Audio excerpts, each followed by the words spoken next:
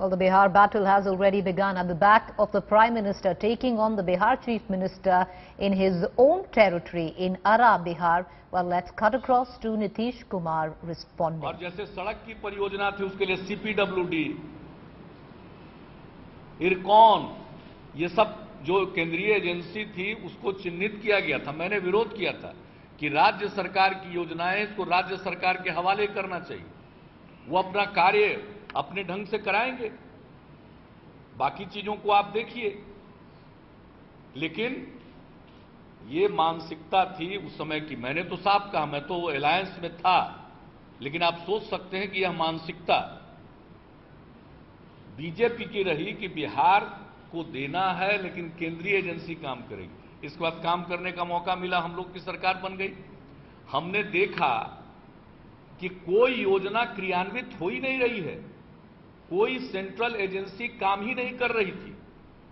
तो हमने इस प्रश्न को उठाया और तत्कालीन डिप्टी चेयरमैन प्लानिंग कमीशन के पास जाकर हमने कहा यह कैसे चलेगा, ये राज्य का पैसा है, आप राज्य को दीजिए। तब तक केंद्र में सरकार भी बदल गई थी। तो उन्होंने अपने स्तर पर मीटिंग बुलाई केंद्रीय एजेंसीज की और उनको कहा गया कि आपको 1 महीने के अंदर यह सब काम करना है शुरू, और तब जाकर सड़क वगैरह पर काम शुरू हुआ था। तो जो प्रधानमंत्री जी बोल गए कि राज्य ने खर्च नहीं किया, मुझे अचरज होता है कि जो भी सलाहकार हैं या उनके लिए कागजात बनाते हैं उनको यह क्यों नहीं मालूम था कि राज्य नहीं केंद्र की एजेंसीज को करना था। और केंद्र की एजेंसी पर दबाव बनाया हमने योजना आयोग के माध्यम से, तब वो काम प्रारंभ हुआ था। और तब तक जब 10वीं पंचवर्षीय योजना खत्म हो गई, ज्यादा पैसा खर्च नहीं हुआ, तो उस समय की केंद्र सरकार से हमने आग्रह किया कि इन योजनाओं को जारी रखना चाहिए। और यही नहीं, उसके अलावे भी योजना शामिल की गई।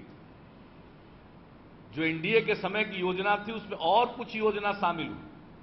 और एक उदाहरण के तौर पर कह रहे हैं कि ये जो पटना के पास दीघा से लेकर के उस तरफ सोनपुर के बीच में जो रेल पुल की परियोजना मेरे रेल मंत्रित्व कार्यकाल में स्वीकृत हुई थी, जिसका कार्यारंभ हमने आदरणीय अटल बिहारी जी से करवाया था पटना के गांधी मैदान से, उसके बाद जब यूपीए की सरकार आई तो इन लोगों ने उसमें सड़क पुल का भी जोड़ दिया, रेल सा सड़क पुल बनाया और वो सड़क का कंपोनेंट जोड़ा, वो पैसा भी इसी स्पेशल असिस्टेंस में जोड़ा गया,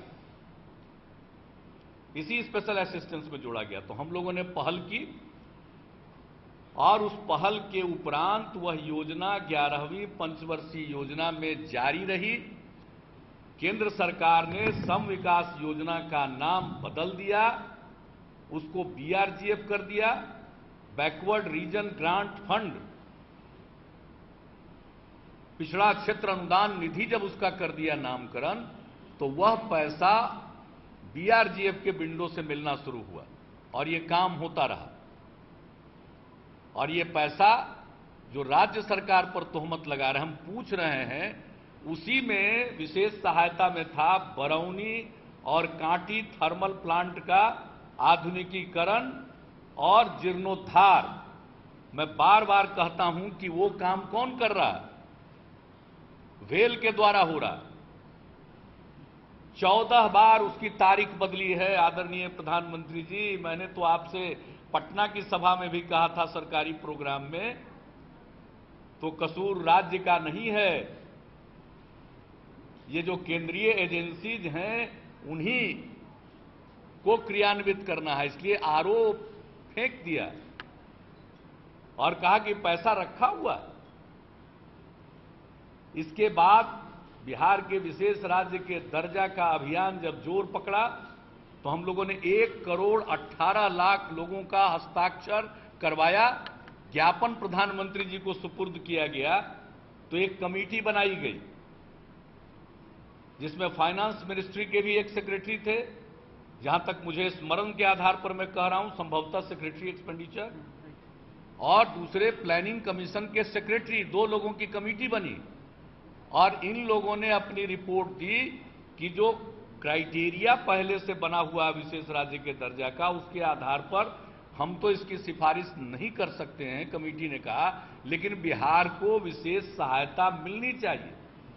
हमने ज्ञापन दिया था कि जो विशेष सहायता मिल रही है उसको जारी रखना चाहिए, और ये जारी आपको रखना पड़ेगा, क्योंकि कानून में इसका प्रावधान है, बिहार रीऑर्गेनाइजेशन एक्ट में इसका प्रावधान है।